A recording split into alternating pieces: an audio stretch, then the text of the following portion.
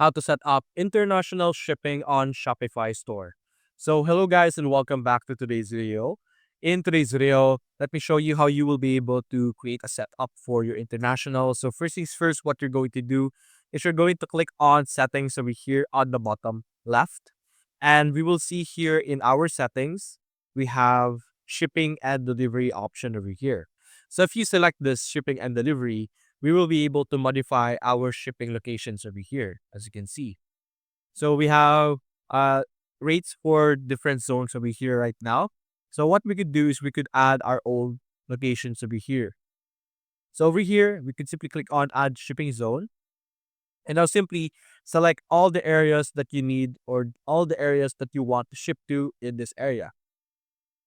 You can see here, as you can see, you could also add or have international shipping over here. We could even modify it. You could edit the zone over here and add all the missing countries that you could see from this shipping zone. But this is for international. So uh, in that section, you will be able to modify and set up your international shipping as well.